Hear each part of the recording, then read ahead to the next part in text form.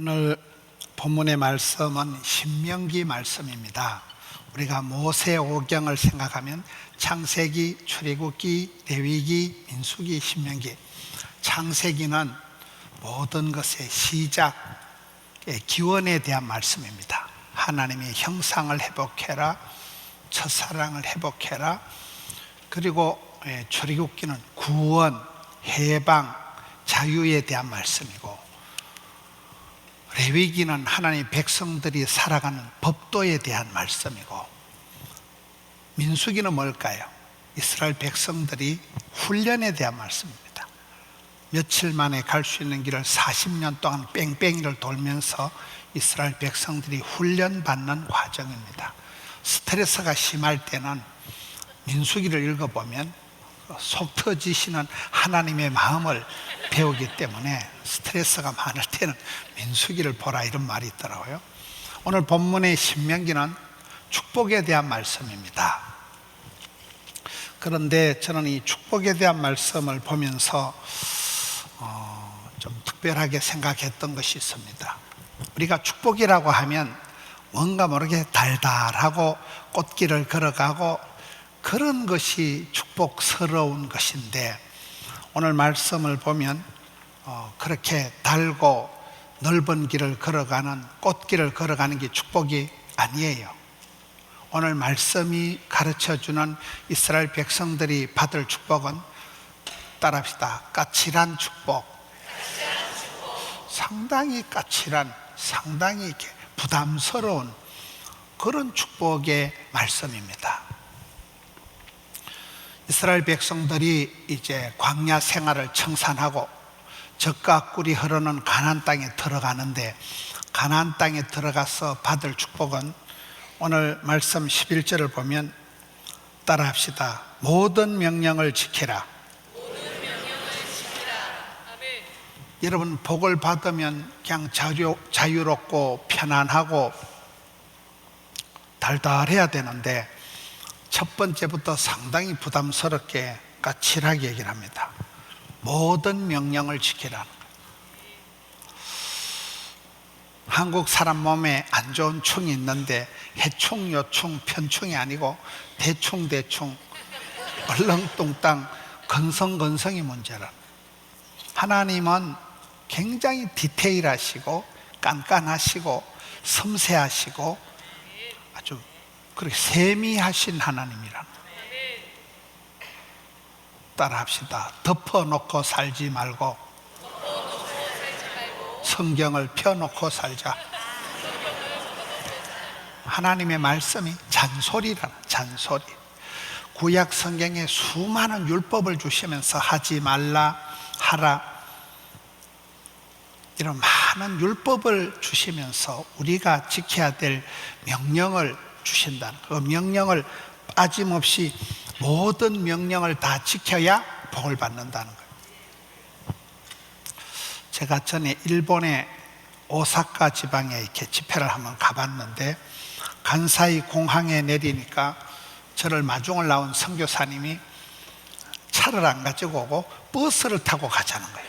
그래서 뭐 땜시 차를 안 가지고 왔을까 하니까, 그 간사이 공항에서 오사카까지 바다에 공항이 있고, 바다와 그 오사카 지방을 잇는 긴 다리가 2개 있는데 다리가 하나 부서졌다는 거예요. 왜 부서졌는가 물으니까, 일본은 이렇게 지진이, 태풍이 많이 지나가기 때문에 재난, 피난 매뉴얼이 잘 돼 있다는 거예요. 거기에는 태풍이 불어오면 그 긴 다리에 4km 밖에, 5km 밖에 배를 정박을 해야 된다. 4km가 10리거든요. 5km 밖에 배를 정박해야 되는데, 어떤 멍청한 선장이 설마가 사람 잡겠나 이러면서 2km 밖에 배를 정박을 했는데, 이 태풍에 밀리면서 큰 배가 다리를 뽀사버린 거예요. 다리가 하나 부서지니까 그 어마무시한 물량이 물류가 안 되는 거예요. 교통이 이제 한쪽밖에 안 되니까 자가용을 금지시키고 버스로만 이렇게 왕복을 하는 그런 상황이 되었는데, 아무튼 그 다리를 복구하고 그 모든 그 비용을 회복하는데 한 1조 원이라는 큰 비용이 드는데, 문제는 그 사고를 낸 선장이 이 매뉴얼을 벗어났기 때문에, 보험 약관을 벗어났기 때문에 그것을 한 푼도 보험회사에서 보험을 못 받고 그 멍청한 선장놈이 몽땅 물었다는 사실. 꼬시지요. 왜 그래 됐을까요? 보험 약관을 어기니까 보험이 한 푼도 안 나온다는 거예요. 우리가 계약을 할 때는 그 보험 매뉴얼을, 계약서를 꼼꼼하게 봐야 됩니다. 제가 한국에서 이렇게 밥을 먹을 때는 대충 이래 먹는데, 미국 사회에 오면 이렇게 식당에 가서도 그 언니가 굉장히 까칠하게 물어보더라고요. 한국 사람은 식당에 가면 1분 만에 모든 그 일하는 분을 이모로 만든다 이러더라고요.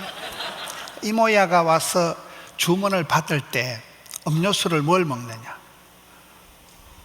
아무렇게나 우리는 갖다 주면 될 것 같은데,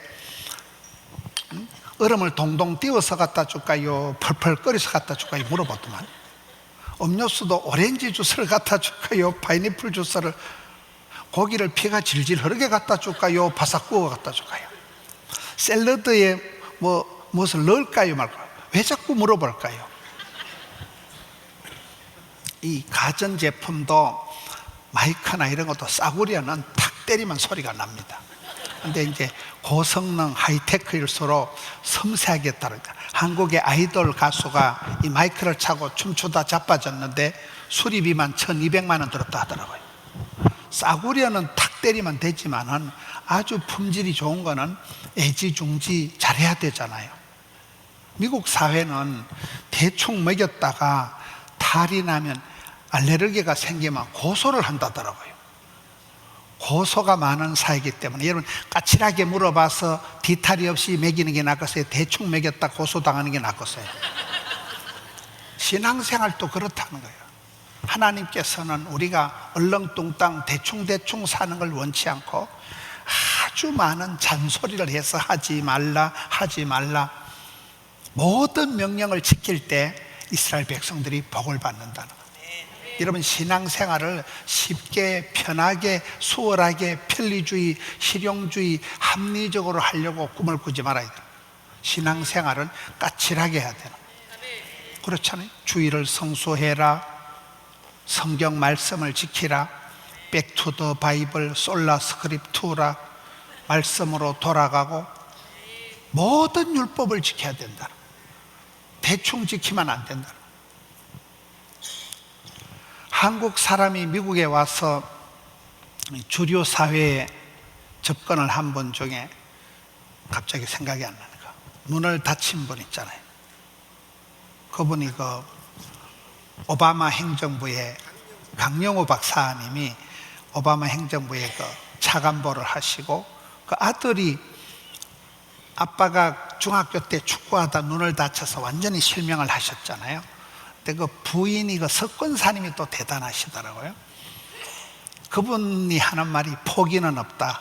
배추 셀 때 한 포기, 두 포기 이러면서 눈을 다 실명을 하고도 포기하지 않고 미국 와서 박사학위를 받고 백악관의 차관보가 되고, 아들이 2명인데 아빠가 늘 눈이 아프니까 큰아들은 안과 전문의가 되고, 둘째 아들은 미셸이니 오바마니 뭐 이렇게 같이 법을 공부해가지고 역시 오바마 행정부의 법률 차관보가 됐다. 부자지간에 그렇게, 그 집안의 가훈이 이런 식이더라고요. 그 집안의 가훈이 하나님의 율법을, 계명을, 명령을 순종하면 쓰임받고 지켜 행하면 복받는다.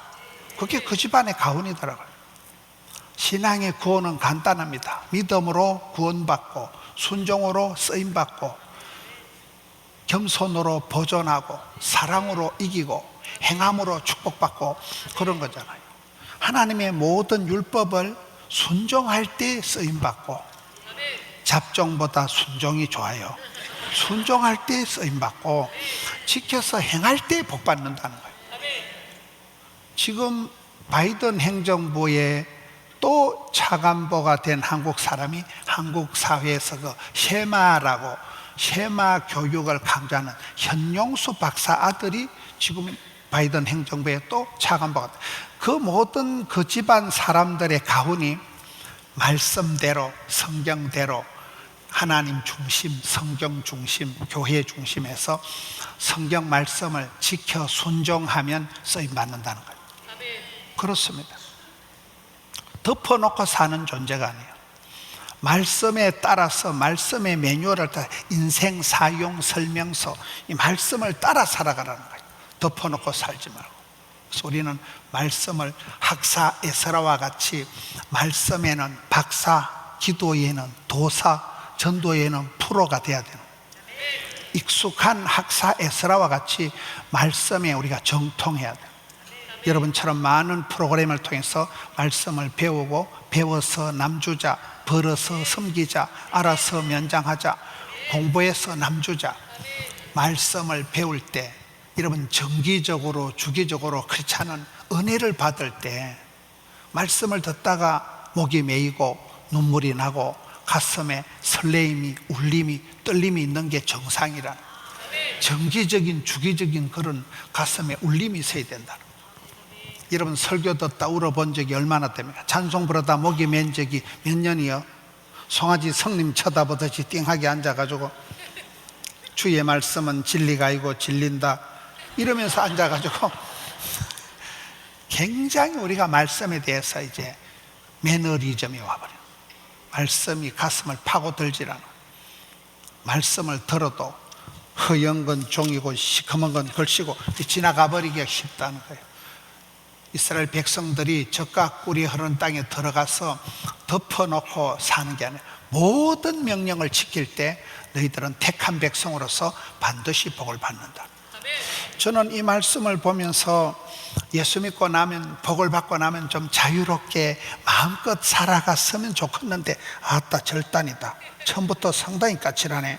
이게 이제 까칠한 축복이라는 거예요.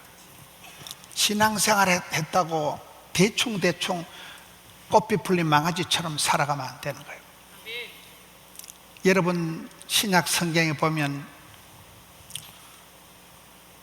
베드로를 보면, 베드로가 갈릴리 수상고등학교를 나왔어요. 무식한 베드로가 인간 사오정, 돈키호테, 자충우돌, 이 베드로 스타일이에요.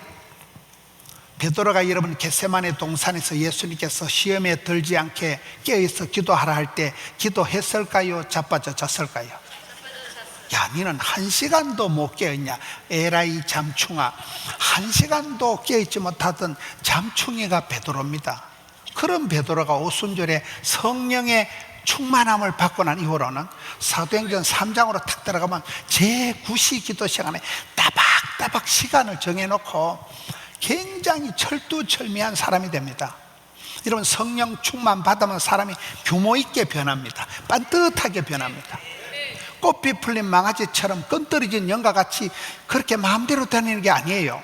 성령이 임하고 나면 훨씬 더 반듯해져, 규모가 있어지는 거예요. 따박따박 시간을 정해놓고 제9시 기도 시간에 기도하다가 그때 안전뱅이를 일으키고 기적의 주인공이 되는 거잖아요. 우리의 신앙생활도 그렇습니다. 은혜 받고 중직자가 되고 난 뒤에, 축복받고 난 이후에 자유롭게 신앙생활 하는 게 아니에요. 훨씬 더 까칠해져야 돼요. 여러분 교회에서 공부를 하고 훈련을 받고 사역을 할 때 참 집사님은 깐깐하다, 디테일하다, 철두철미하다 이런 소리를 듣는 게 정상입니다. 엄벙덤벙 얼렁뚱땅 그게 엉터리예요. 아, 모든 명령을 지키라는 게 첫 번째 조건이구나. 두 번째 11절에 모든 명령을 지키라. 그리하면 너희가 강성할 것이요 너희가 건너가 차지할 땅에 들어가서, 따라합시다. 두 번째는 건너가는 것이다. 신앙생활은 건너가는 것이에요.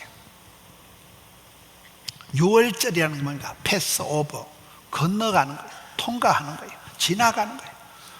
여러분 복을 받는 사람은 그냥 처음부터 끝까지 복을 몽땅 받는 게 아니에요. 환난은 벗어나고 피할 길은 열어주시고 고통의 때는 줄여주시고 어려울 때 하나님이 그 고비를 벗어나게, 피하게 해주시는 거예요. 지나가게. 사망, 흑암, 죽음, 어둠의 세력이 너하고는 상관없다. 패스, 통과. 지나갈 때 그게 6월절의 축복이잖아요. 저는 목회를 해보니까, 목회를 하면서 제가 생각한 신앙의 축복은 뭐냐? 건너가는 거예요. 건너가는 것은 뭐냐? 한계를 뛰어넘는 거예요. 한계를 초월하는 거예요. 저는 저희 집안에 예수 믿는 사람이 없었어요. 저 혼자 교회를 다녔어요.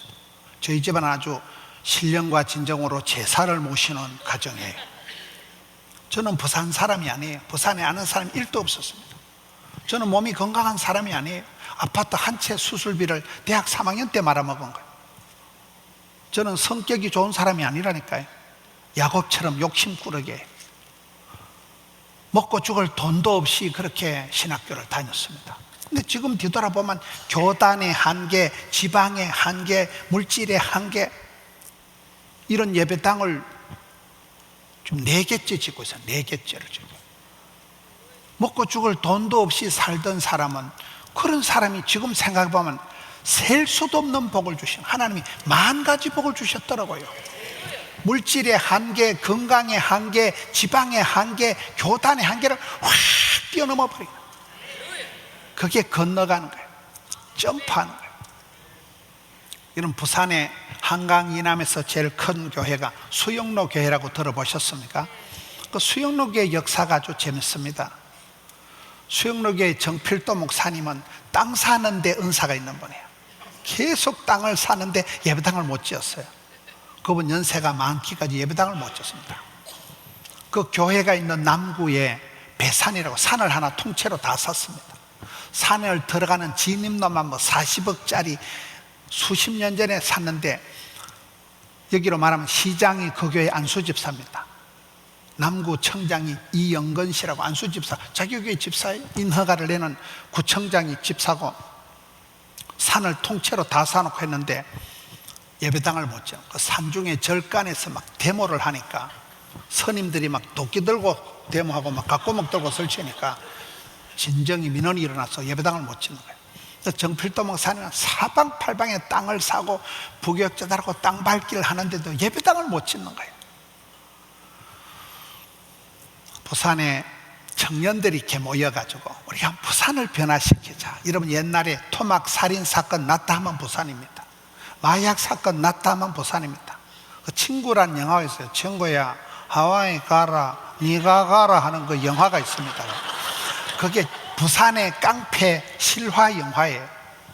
부산을 여러분 부산하게 보지 마세요. 부산이 아주 살벌한 도시예요.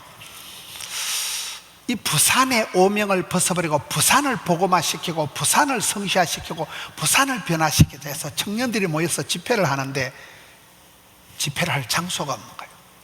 시민회관, 문화회관을 빌리려 해도 돈이 많이 들고 큰 교회도 안 빌려주고 이래가지고 이 청년들이 수영만 매립지, 바다를 매립해놓은 뻘밭에 모여서 청년들이 그때 행사 이름이 점퍼예요. 점퍼. 뛰어보자 펄짝. 한계를 뛰어넘자. 한 번 우리가 일어나 뛰어보자. 점퍼라는 청년연합 행사를 했습니다. 부산에 가시면 그 동네마다 약간 그 퀄리티가 다르잖아요. 이런 얘기를 하면 좀 곤란하지만 재송동은 재송한 동네고 반여동은 살림살이가 반통날이 난 사람들이 살고 철거민들이 있는 데가 그 동네예요. 그 동네가 아주 좀 그 지역에서도 가난한 지역이에요. 여러분 BTS라고 알아요? 몰라요? BTS의 그 정국이라는 아이가 저희 교회 만덕이라는 아주 가난한 동네이고, 또 지민이라는 아이가 BTS이고 해동동이라고 좀 거시기한 동네 출신들이에요. 근데 그 아이들이 가난한 동네에서 나와가지고 방탄소년단이 되면서부터 지금 대한민국 대통령 이름은 몰라도 요즘 신세대 아이들이 BTS 하면 다 알잖아요. 한류가 되고 인류가 되고 본류가 되고 주류가 되고 이렇게 되는 거잖아요. 그 동네가 그 수영만 매립지가 사람이 살 수 없는 뻘밭이에요. 바다를 메웠던 뻘밭이에요. 아주 가난한 동네인데 어떤 집사님이 얘기를 해서 정필동 선생님 거기에다 땅을 산 거예요. 아무 데 땅을 사도 예배당을 못 지으니까 그 버림받은 땅 뻘밭에 땅을 샀는데 세월이 지나면서 천지개벽할 만큼 변화가 일어나서 세계에서 제일 큰 백화점이 신세계 백화점이라고 그게 들어선 거예요. 센텀 시티라는 신도시가 들어선 거예요. 천지개벽을 바뀌었다는 거예요. 거기에 교회를 지어 놓으니까 위치 자체가 그 교회는 전도 안 해도 저절로 지발로 걸어오는데요. 그 땅이 바로 그 청년들이 주여 변화시켜줘, 주여 점프하게 해줘서 건너가게 해달라는 그 매립지가 변화가 되어서 청년들의 눈물이, 기도가, 찬송이 고여있는 곳이 그 땅이 완전히 지금 그렇게 교회가 자리가 좋을 수가 없는 거예요. 그 자리가 점프하자, 뛰어보자, 건너가자는 자리가 그야말로 지금은 대한민국의 가장 건강하고 아름다운 수영로 교회가 자리 잡는 성지와 같이 돼버리더라고요. 저는 신앙생활하면서 한계를 뛰어넘자, 아플 때, 힘들 때, 어려울 때, 힘들다, 어렵다, 못 살겠다, 죽겠다, 어렵다, 입방정을 떨지 말자. 안 되면 되게 하자. 10번 찍어도 안 되면 더불어 확 잘라버리고. 한계를 뛰어넘어요. 안 된다, 어렵다, 못 살겠다, 죽겠다는 입방정을 떨지 말라니까요. 안 되니까 해야 되죠. 힘드니까 힘을 써야 되죠. 어려우니까 기도해야 되죠. 무서우니까 주님께 기도해야 되죠. 저는 그런 측면에서 그 징글징글한 가난, 그 끔찍한 그 질고, 가난과 외톨이와 그것이 한계가 되어서 그것을 극복하려고 몸부림을 치면서 가난을 뛰어넘고 지방의 한계를 뛰어넘고 교단의 한계를 뛰어넘고 뭐 불만 있습니까?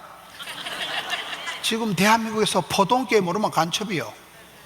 이 골짜기에 부산의 변두리에 쫓겨난 교회가, 여러분 저는 뭐 공부를 많이 한 것도 아니고 제 설교를 들어보면 아따 저렇게 사투리를 써가지고 설교를 저딴 식으로 해가지고 어떻게 설교가 될까 저도 잘 몰라요. 여러분 어릴 때는 그것이 가난하고 쪽팔리고 부끄럽고 창피하고 그랬던 것들인데 그것 때문에 밤을 새워서 책을 보고 그것 때문에 그 쪽팔림을, 가난함을 벗어나려고 열심히 공부를 하고 막 기도를 해도 막 독을 품고 기도를 하고, 저는 교회에 오면 이렇게 기도할 때 그래도 쪽팔리는 게 있어서 성도들이 있을 땐 기도를 잘 못하고 성도들이 다 가고 나면 그때 엎드려가지고 눈물 콧물 쏟아 놓은 게 종이가 허옇게 쌓이고, 제가 신학교 때 많이 울었는데 그때는 믿음이 좋아서 울은 게 아니고 서러워서 울은 거예요. 서러워서. 어우 이 씨 망할 놈을 짓고서 어째 내만 이렇게 꼴꼴하고 내만 이렇게 안 풀리냐는 거예요. 그냥 교회에 모면 서러워서 울고 부끄러워서 울고 힘들어서 울고 그랬는데, 이렇던 저랬던 눈물 총량의 법칙이라고 있더라고요. 뭐 지랄 총량의 법칙 이런 게 있다더라고요. 어느 정도 오두방정을 떨고 나면 눈물도 그 젊은 날 어느 정도 흘리고 나면 요즘은 눈물 흘리기 위해서 자다가 일어나서 할렐루야 그리고 그냥 자빠져 잡니다. 젊어서 그 부끄러울 때 창피할 때 많이 울어서 그때 눈물 콧물을 다 쏟아놨기 때문에 그때 그 눈물이, 여러분 그것이 변화를 시켜서, 여러분 이렇게 설교하는데 이 강단에서 이렇게 사투리 써가면서 이렇게 설교하는 사람 봤어? 없어. 비교 불가능한, 대체 불가능한, 나의 하나님께서 나의 가는 길을 아시고 나의 거시기를 아시고 무슨 얘기를 하는가 하면, 여러분 저같이 그런 볼품이 없고 집안이 형편이 없고 내놓을 카드가 없고 체질이 약하고 거시기해도 아무 상관없다니까요. 체력의 한계, 물질의 한계, 집안의 한계를 확 뛰어넘어 점프하는 거예요. 건너가게 숫자가 뛰어넘고 뭐 무엇을 보든지 한계를 뛰어넘는 거예요. 건너가라는 거예요. 여러분 이스라엘 백성들이 가나안 땅에 건너가서 젖과 꿀이 흐르는 땅을 차지하라 하는 것은 소풍 가듯이 여행 가듯이 가는 게 아니에요. 지금 전쟁을 하는 거예요. 전쟁을. 이 가나안 7족속들은 네피림 거인 족속들입니다. 안악 자손, 안악이라면 목이 길다, 키가 장대 같은 것들이에요. 이스라엘 백성들은 메뚜기 같은데 신체 사이즈가 다릅니다. 가나안 족속은 철병거를 가지고, 요즘 미국이 여러분 최첨단 무기를 가지고 그냥 막 이스라엘이 지금 폭격을 하는 걸 보면 무기의 싸움입니다. 무기의 싸움.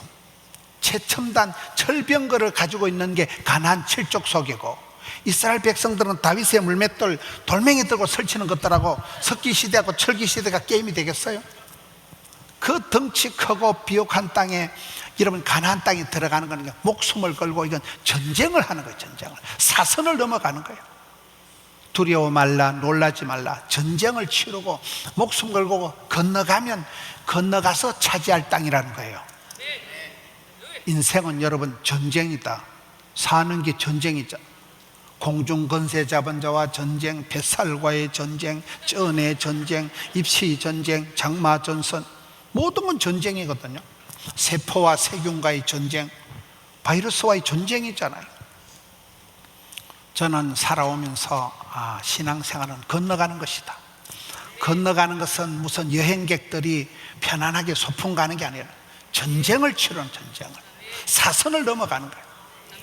그럴 때마다 여러분 이스라엘 백성들이 홍해를 건너기 전에는 중내 만에, 앞으로 가면 빠져 죽고 뒤로 가면 애굽 군대에 맞아 죽고 가도 오도 못하는 진퇴양난에 빠져 있었지만, 하나님께서 건너가라고 할 때 여러분 너희는 손가락도 까딱하지 말고 하나님이 구원하심을 보라.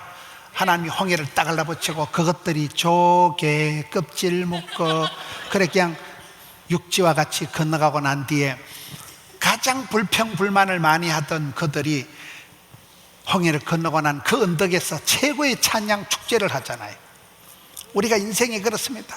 백화점 가서 물건 살 때 비싸다 비싸다 그래 깎자고 해놓고 애누리 해가지고 사와가지고 또 잘 샀다 잘 샀다고 자랑하듯이 그런 거예요. 우리가 앞길은 바라보면 불안하고 무섭고 어렵게 짝이 없지만 지나고 나면 다 그것은 추억의 계절, 화려한 시절, 파리의 연인, 간정거리가 되듯이 그런 것입니다. 건너기 전에는 무서웠지만은 한계를 느낄 때마다 다 그만두고 포기하고 싶을 때가 한두 번이 아니었지만은 건너가고 지나가고 통과하고 난 뒤는 지금은 다 웃으면서 얘기하는 간정거리가 되는 것입니다. 신앙생활은 건너가는 거죠. 세 번째, 건너가서 차지하라는 거예요. 차지하는 것은 뭘까요? 완전히 승리의 깃발을 꽂고 끝까지 장악을 하라는 얘기가 차지하는 것입니다. 저는 시골에서 자랐습니다. 저희 형제들이 강호이, 양호이, 문호이, 중호이, 동호이 이렇게 형제들이 있습니다. 저희 형님 둘이도 유학을 하고 형님 둘이는 공부를 많이 했습니다. 형님들이 객지에 갔다 오면 방학 때 객지에 가서 골병이 들어서 골에 병이 들어서 골이 텅 비었다고 해서 엄마가 찰떡을 해가지고 형님들의 빈 골을 채우는 걸 찰떡이라고 들어보셨어요? 한국의 찰떡은 텅 빈 골을 채우는 떡을 찰떡이라고 있어요. 채우는 떡이라니까. 여러분 찰떡을 먹으면 골이 찬대요. 여러분 건너가되 완전히 장악을 하고 승리 깃발을 꼽을 때까지 완주를 하라는 거예요. 끝장을 보라는 거예요. 정복을 하라는 거예요. 차지하라는 거예요. 주님 다시 오실 때까지 나는 이 길을 가리라 영광에 내 주님. 그때 보자 이 자꾸들아. 이 길 끝에서 주의 영광을 봐야 되지 중도 하차하지 마라. 복음의 전달자로 끝까지 완주하는 사람이 되라는 거예요. 끝장을 보라는 거예요. 끝장을 완전히 정복할 때까지 포기하지 말라는 거예요. 건너가되 주저앉지 말고 포기하지 말고 완전히 깃발을 꼽을 때까지 정복할 때까지 채울 때까지 가라는 게 이게 차지할 땅이라는 겁니다. 그 다음에가 뭘까요? 15절 이게 몇 절이고 그 다음 말씀에 9절 말씀에 보면 따라합시다. 후손에게 주리라고 하신 땅. 여러분 왜 복을 받아야 될까요? 여기에 연세가 80, 90 되신 분들은 제가 봤을 때는 거꾸로 매달아놔도 천당 갑니다. 근데 여러분의 손자, 손녀들은 달라요. 연세가 80, 90 되신 분들은 거꾸로 매달아도 천당 가지만은 이런 아가야들, 손녀들을 보면 이 아이들이 살아갈 세상은 예측 불허입니다.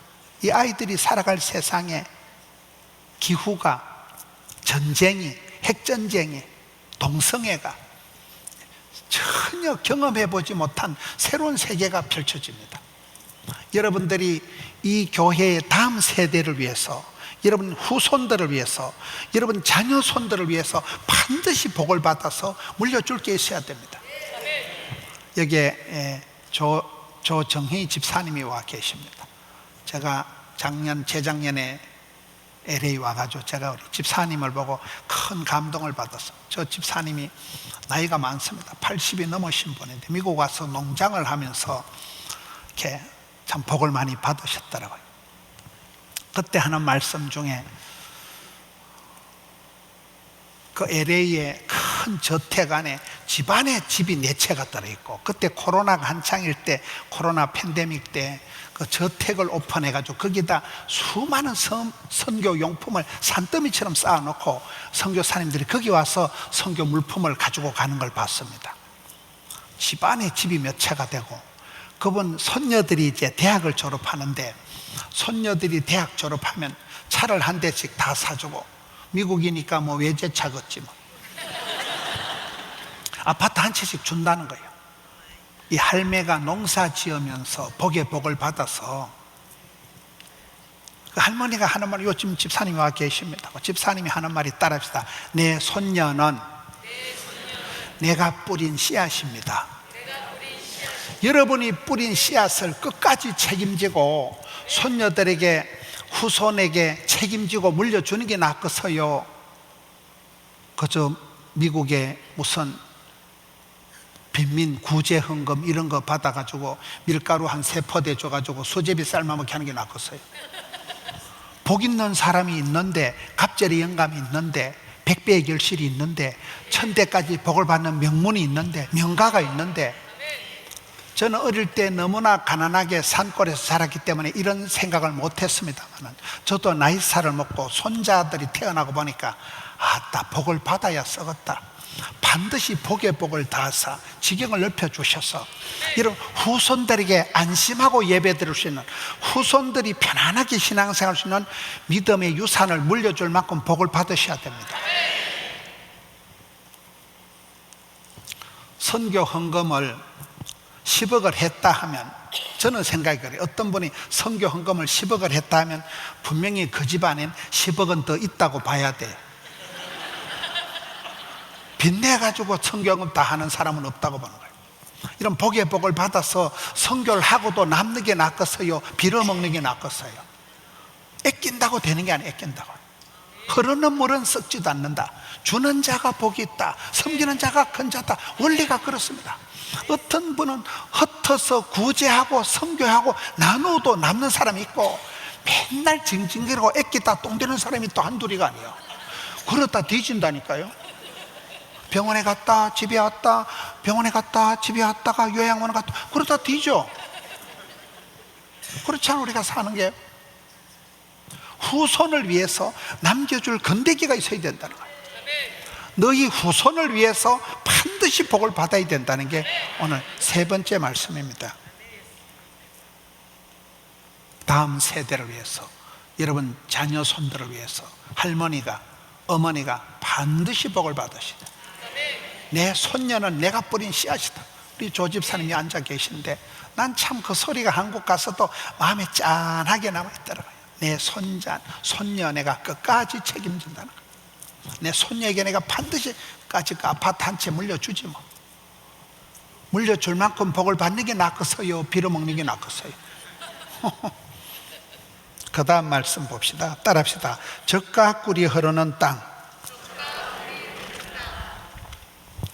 우리가 성경을 보면 성경에는 있는데 현실에는 없는 게 많아요. 시편 23편에 푸른 초장 실만한 물가는 성지순례를 가보시면 이스라엘 땅에는 그런 게 없어요. 말라 빠진 사막 땅입니다. 건건한 사막 땅입니다. 다윗이, 여러분 푸른 초장 실만한 물가라는 시편 23편을 지을 때는 가장 어려울 때예요. 10년 동안 피난 생활하고 사울왕에게 쫓겨서 사선을 넘나들 때 그 나라에 있다가는 죽을 것만 같으니까 적진 한복판 블레셋 가드로 망명을 갑니다. 블레셋 가드의 유명한 장군이 누가예요? 골리앗. 쥐가 골리앗을 죽여놓고 그 나라로 망명을 가면 좋겠어요? 사람들이 저놈이 우리 장군을 죽였다니까 다윗이 아이씨 잘못했다 이래가지고 다윗이 성경 보면 미친 체 하면서 문짝에다 짐승처럼 몸을 끄적거리면서 수염에 춤을 질질 내면서 내가 안 죽였는데, 그러니까 저 또라이가, 저 미친 개가 어떻게 우리 골리앗 장군을 죽였겠노? 미친 체 하면서 구사일생으로 살아나와서 아달람 동굴로 기들어가고 피난살이를 할 때 가장 어려울 때 다윗이 지은 시가 하나님은 나의 목자, 나의 산성, 나의 반석, 나의 피난처, 하나님은 나의 목자가 되시니 내가 부족함이 없으리로다. 가장 부족할 게 많을 때 그 시를 지었다니까요. 관계의 하나님, 하나님을 나의 아버지로 삼으시면 내 잔이 절철 넘치나이다. 바울이 고백할 때 내가 약할 때 온전하게 됨이니라. 내 은혜가 내게 족하도다. 약할 때 그런 고백을 한다니까요. 부족할 때 그런 시를 지었다니까요. 여러분, 이스라엘 땅에 성지 순례를 가보시면 푸른 초장 쉴만한 물가가 없어요. 손 말라 빠진 근근한 사막 땅인데 하나님을 목자로 삼을 때 그런 푸른 초장 쉴만한 물가가 된다는 거예요. 여러분, 돈을 많이 벌어서 대한민국에 가서 저 푸른 초원 위에 그림 같은 집을 짓고 살아가면 서서가무시 병이 걸리기 쉬워요. 자연이라고 다 좋은 게 아니에요. 그만큼 자연은 또 힘든 게 많잖아요. 오늘 본문 말씀에 젖과 꿀이 뚝뚝 떨어진 땅은 성지 순례를 가보시면 없습니다. 이 땅은 산과 골짜기예요. 산과 골짜기지 젖과 꿀인 땅이 없습니다. 여러분, 신약 성경에 사도행전 9장 31절에 평안하여 든든히 서가는 교회가 있습니다. 그런데 현실에 이 세상에 평안하고 든든히 서가는 교회는 없어요. 어떤 사람 몸에 세균이 병균이 없을까? 어떤 집구석에 기도 제목이 없을까? 어떤 교회에 시험거리가 없을까? 은혜 한인교회 말고는요 시험거리가 없는 교회가 없어요. 완벽한 교회가 있거든. 너는 가지 마라. 네가 가는 순간 그 교회가 오염, 감염, 전염된다는 말이 있어요. 다 보면 머리 아픈 거예요. 저는 한국에 10,000명 이상 되는 게 목사님들과 식사 모임이었는데 그걸 가서 보면 한 30분 얘기를 들어보면 엄마야, 내 같으면 저기 있다간 정신병 걸리겠다. 엄마야, 어째 저래 살아가냐? 남들이 보기에는 대단한 거지만 빚 좋은 개 살고요. 얼마나 여러분 남들이 보는 거하고는 달라요. 추적 60분 해보면 넘이 알면 넘사스럽고 우리가 알면 우사스러운 게 한두 가지가 아니에요. 쪽팔리고 창피하고 끔찍한 일들이 너무나 많아. 말로 하면 뭐합니까? 해결이 안 되는데. 평안하여 든든히 서가는 교회는 없어요. 그 바로 앞장 8장은 보면 예루살렘 교회에 큰 혼란이 일어났어. 서대반 집사가 돌에 맞아 죽고 사도들이 죽지 못해서 뿔뿔이 흩어집니다. 그런데 흩어진 성도들이 덜 뿔이 퍼지지. 여러분, 시골에 가면 청송 가지를 꺾어가지고 덜뿔을 탁 때리면 잔디밭에 덜뿔이 퍽 꺼질까요? 불티가 퍽퍽퍽 퍼질까요? 미국에 유명한 데에 사시니까 여러분 대한민국 시골 얘기를 하니까 말귀를 못 알아들으시는데, 덜뿔이라는 것은 잔디밭에 묘등에 불이 붙을 때 탁 때리면 안 꺼져. 이게 불티가 퍽퍽퍽, 이걸 덜뿔처럼 퍼진다. 초대교회 큰 환란이라서 서대반 집사 돌에 맞아 죽고 사도들이 뿔뿔이 흩어졌는데 가는 데마다 교회를 세우고 복음을 전하고 초대교회가 덜뿔처럼 확 퍼져나가는 거거든요. 여러분, 평안하여 든든히 서가는 교회는 큰 시험이 환란이 오고 난 뒤에 얘기해요. 비가 오고 난 뒤에 땅이 굳어지듯이 태풍이 오고 나면, 미국 땅에는 허리케인 이런 건 안 좋은 것이지만 한국에 여러분 태풍이 와야 바다가 희떡 뒤집어지면서 바다가 청소가 된대요. 태풍이 지나가야 낙동강의 녹조 라떼가 사라지고요, 하늘이 미세먼지가 없어지고요. 이런 미국은 산 좋고 이 공기 좋은 데니까 잘 모르시겠지만, 한국에는 태풍이 별로 안 반갑지만 태풍이 지나가야 바다가 뒤집어지면서 청소가 된대요. 태풍이 지나가야 그 녹조라는 게 있어요. 시퍼렇게 된 그 녹조가 없어지고 하늘에 미세먼지가 사라져. 비가 오고 난 뒤에 서울시의 하늘이 보면 청명하게 가을 하늘이 나오잖아요. 몰라요? 비가 오는 건 안 좋은 것 같지만 비가 오고 난 뒤에 땅이거든요. 태풍이 지나가고 난 뒤에 깨끗해진다는, 인생이 그렇다는 거예요. 불같은 시험이 오고 끔찍한 일들이 지나가지만 그러고 난 뒤에 평안하고 든든히 서가는 교회가 나온다는 거죠. 오늘 여기 말씀은 젖과 꿀이 흐르는 땅도 똑같은 것입니다. 이스라엘 땅에 성지순례를 가보셔요. 젖이 꿀이 뚝뚝 떨어진 땅은 없다니까요. 순산과 골짜기, 산골짜기. 왜 산골짜기가 복이 될까요? 여러분, 군사적으로 보면 높은 산성이 안전할까요? 낮은 평지가 좋을까요? 전쟁이 일어나면 고지를 점령합니다. 계백 장군이 평야에서 싸우다 돌아가셨잖아요. 산시를, 예루살렘 자체가 예루살렘 예루살렘 그 거룩한 캐슬, 성입니다. 예루살렘 자체가 높은 산성의 천년 요새예요. 전쟁이 일어나면 높은 곳이 안전지대입니다. 그렇잖아요. 산골짜기가 안전지대라는 거예요. 비가 오면 여러분, 산 밑에는 확 쓸어 내려가기 때문에 높은 곳이 안전한데, 여러분 요르단이나 중동에 여행을 해보시면 아파트가, 높은 데 있는 아파트가 비싸요. 높은 데가 시원해요. 낮은 데는 더워. 가장 중요한 게 일교차입니다. 일교차. 또 샘이 있습니다. 샘이. 헐몬산이라는 그 산에서 만년설이 녹아내리면서 산 위에서 샘이 터지는 거예요. 저는 미국에 처음에 샌프란시스코로 올 때 보니까 누런 잔디밭이 있더라고요. 잔디밭이 다 누렇게 있는데 간혹가다 파란 나무가 있는 데는 거기에 샘이 있는데요. 샘물이 터지니까 나무가 자라고 거기에 물이 있으니까 마을이 형성되는 거잖아요. 사막 땅인데 이스라엘 땅에 산에서 샘이 터지기 때문에 산지가 좋은 데고, 산 위에 마을들이 있고, 이런 산 위가 살기가 좋은 데고, 성경의 지리와 우리가 사는 땅은 많이 다릅니다. 특히 대한민국과 성경 지리는 완전히 반대예요. 대한민국은 금수강산, 지하수가 많지만 이스라엘 땅은 산골짜기고 말라빠진 건건한 사막 땅인데, 이 사막 땅에는 일교차가 심하니까 밤이 지나고 나면 이슬방울이 땡글땡글 맺히고, 이슬방울이 맺힌 나무에 염소가, 양이 풀을 뜯어먹고 젖을 짜는 거잖아요. 젖과 꿀은 뭡니까? 대추야자. 중동에 단기 선교 갔다 온 애들이 보면 대추야자를 선물을 많이 해오잖아요. 그 종려나무, 오아시스에서 자라는 거, 종려나무에서 요따만한 열매가 수천 가지가 조롱조롱 달린다고 시편에는 보면 의인은 종려나무같이 번성한다. 이 종려나무고 대추야자가 꿀처럼 달아서 젖과 꿀이라 하는 거잖아요. 몰라요? 뭔 얘기를 복잡하게 하는가 하면, 여러분, 젖과 꿀이 흐르는 땅은 순 산골짜기라는 얘기예요. 너희들이 건너가서 차지할 땅은, 따라합시다. 애굽 땅과 같지 아니하니. 저는 이 말씀을 보고 이렇게 많이 생각을 달리한 게, 저 고생 많이 했거든요. 저희 교회 부흥됐거든요.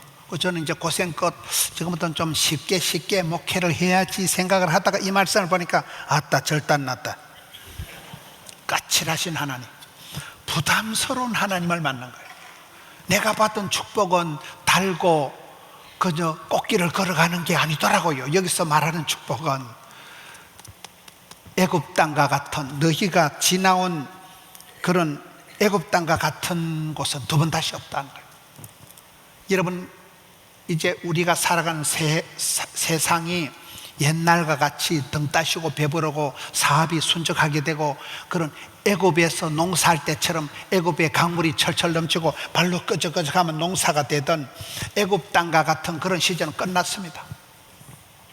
한국 교회가 이제는 막 미어 터지고 강대상까지 부흥회 때 꽉 차고 이런 시절은 안 온다 그래요. 이제 7년 대풍년은 다 끝났다는 거예요. 한국 교회가 이제는, 여러분 은혜 교회만 이 정도 사람들이 모이지, 지금 대한민국은 부흥회를 해도 사람도 꿈쩍도 안 하고 그냥 지방 소멸, 저출생, 인구 절벽, 축소 사회, 초개인 사회, 니도 썰렁 나도 썰렁, 막 이제는 뭐 말이 안 되는 거예요. 부흥회 해도 뭐 사람도 안 모이고, 이런 좋은 시절이 끝났다니까요. 이제는 악하고 음란하고 폐역하고 종말의 고통의 때가 와버렸다니까요. 7년 대귀건의 때가 와버린 거예요. 애굽 땅에서 농사할 때처럼 나일 강물이 철철 넘치는 시절은 끝났다는 거예요. 저는 이 말씀을 보면서 내가 앞으로 사역하는 현장에 대해서 그저 낭만적인 생각을 접었어요. 저희 교회가 폭발적인 부흥을 이루고 100배, 1000배의 부흥을 이루었지만은 그건 다 과거 얘기고, 지금은 다시금 개척하는 마음으로 그렇게 덤비는 거예요.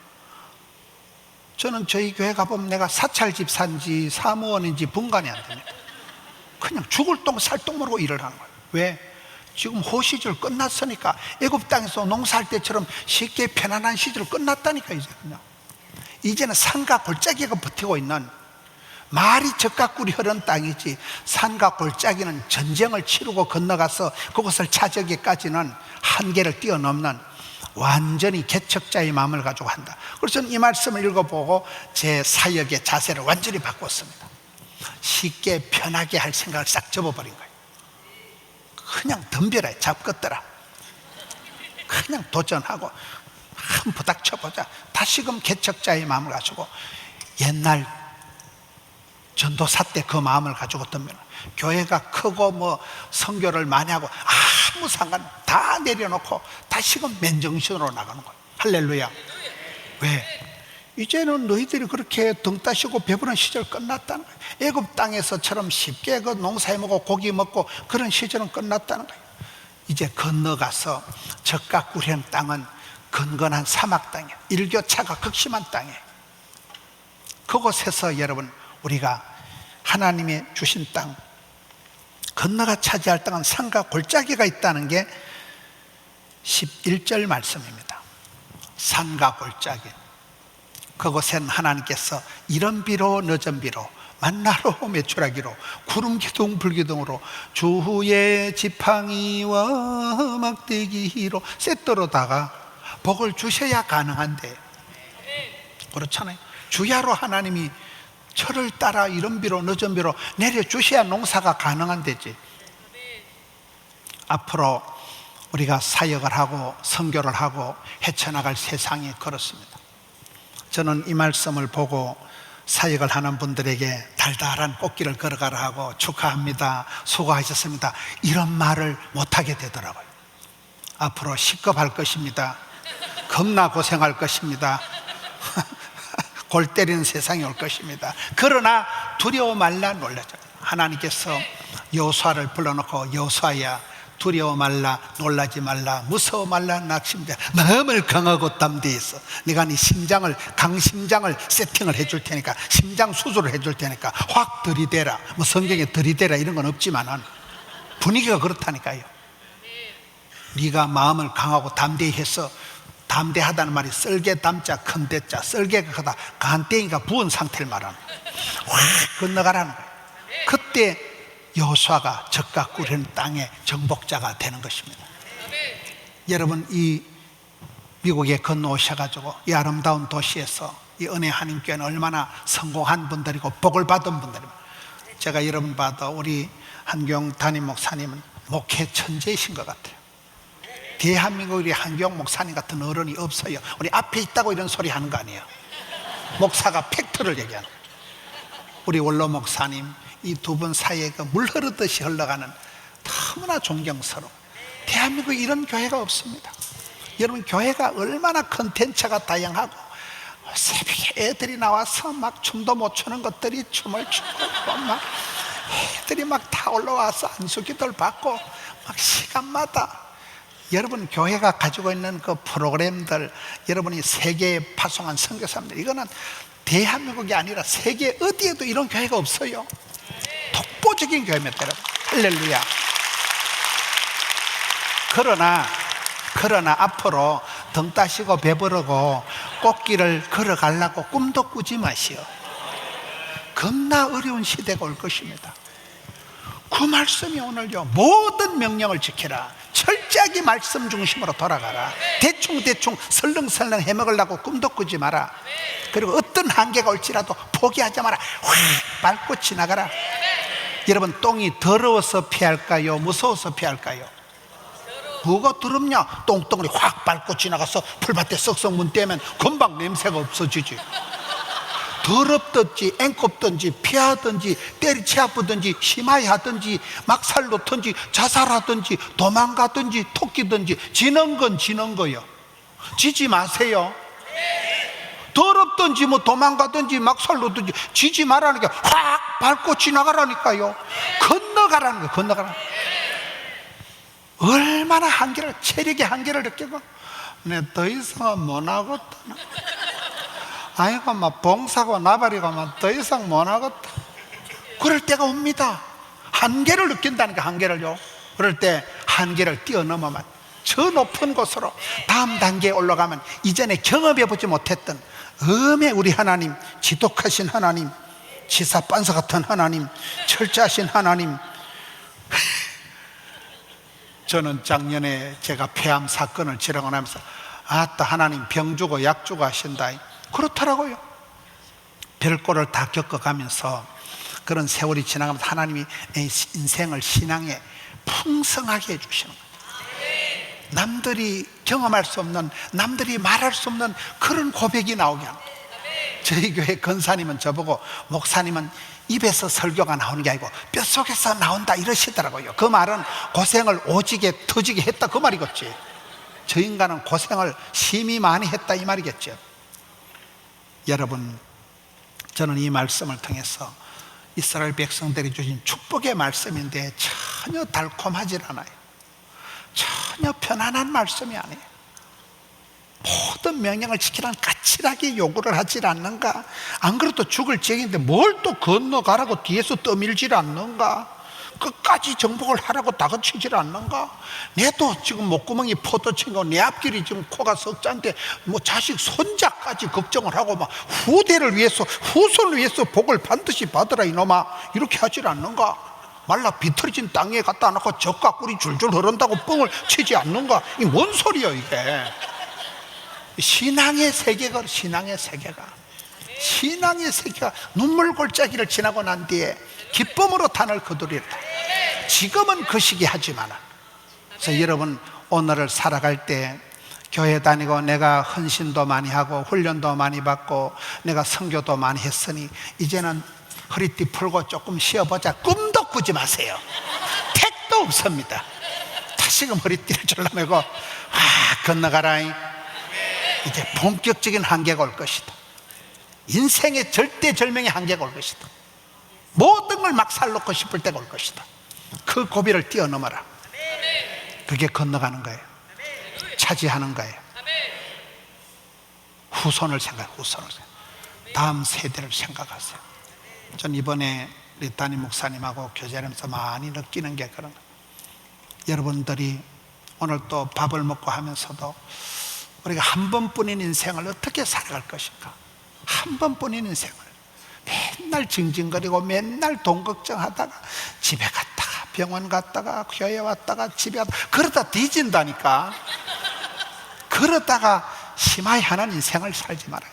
하루를 천년같이 살아가고 의미심장하게 뜻깊게 살아가고 그렇잖아요. 한계를 떼우면서 여러분의 인생을 남들이 볼 때 야, 참 저 척박한 산골짜기가 젖과 꿀이 줄줄 흐르는 땅으로 변화시켜가는 게 신앙인의 길입니다. 그것이 진정한 축복의 길입니다. 예수를 믿고 주님의 기쁨이 되고자 세계 선교 비전을 가지고 선교하려고 할 때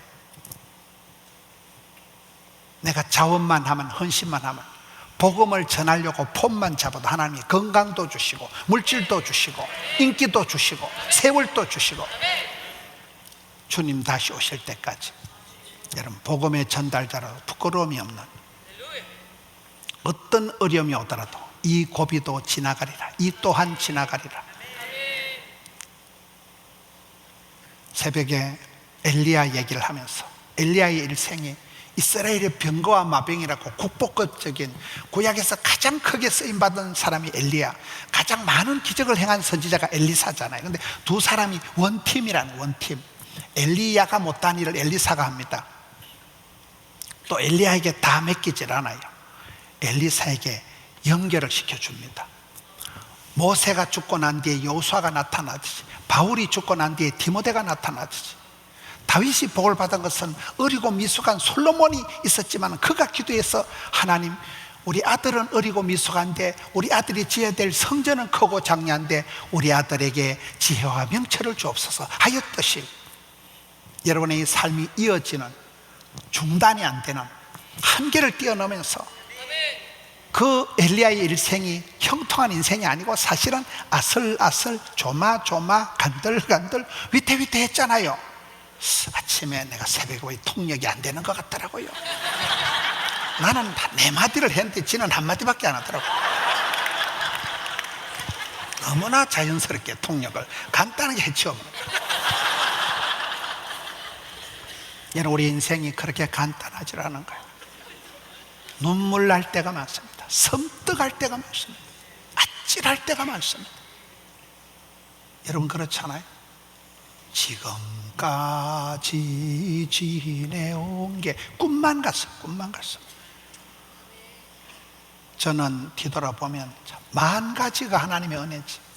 내같이 엄벙덤벙하고 내같이 철딱서내고 내같이 근본이 없는데도 하나님은 항상 저를 선대해 주시고 항상 후대해 주시고, 이야, 그러니 유구가 무언이야, 할 말이 없어 하나님 앞에. 그래서 다음에 어떤 끔찍한 일이 생겨도 이 또한 지나가리라. 덤비라 잡것들아. 뜰 것 없고 쫄 것 없고, 지금까지 그때 그 끔찍한 순간에도 함께 하신 하나님이 반드시 내가 너를 도와주리라. 반드시 내가 너와 함께 하리라. 이 여러분 까칠한 축복을, 무서운 축복을, 부담스러운 축복을 보면서 우리 하나님은 쉽게 그냥 반창고 하나 붙여주듯이 그렇게 복을 주시는 분이 아니더라고요. 너무나 지독하신 하나님, 끔찍하신 하나님, 무서운 하나님, 스펙타클하신 하나님, 감당하기 어려운 하나님. 그 철없는 우리를, 나같이 어리벙벙한 한 사람을 끝없이 만들어가면서 철들어가게 하면서 깨우쳐주면서 눈을 열어주시면서, 참 저도 이제 뭐 죽을 때가 되었고 뭐 그렇잖아요. 저도 적은 나이가 아니라니까. 지금 저희 집안에 40대만 다 죽었다니까, 남자들이. 저는 이 정도면 우리 집안의 가문의 영광이요. 그런데 6학년, 7학년이 되어갈수록 이제 뭐가 좀 보이는 거예요. 이제 좀 목회가 좀 보이고, 어메 은혜 한인교회니까 너무 배울 게 많네. 이제 뭔가 좀 막 눈에 들어오는데 이미 나이가 6학년 5반밖에 안 됐다니까요. 내일 모레 은퇴요. 철들자 노망한다고. 있을 때 잘하시라니까. 있을 때 어떤 한계가 오든지 어떤 위기가 오든지, 여러분 하나님은 나를 다루시고 끊임없이 나를 만지시고 성형을 시켜서 최고의, 최상의, 최선의 어쩌버려 그런 하나님의 일꾼으로 빚어가시는 이 선상에서 결코 낙심하지 말고, 어쨌든 쉽게 편하게 신앙생활 하려고 하는 생각을 접으시라니까. 쉽고 편하고 좋은 것은 없어요. 그렇잖아요. 싼 게 비지떡이야. 너무 쉽게 어줍지 않은 축복을 받으려고 꿈도 꾸지 마세요. 하나님 주시는 축복은 그까짓 그 싸구려 축복이 아니에요. 비교할 수 없는 축복이에요. 하늘부터 내려오는 신령한 축복을 주시는, 이 복 있는 사람, 하나님이 신명기에서 약속하신 까칠한 축복, 이 축복의 주인공 되시는 여러분 되시기를 축원합니다.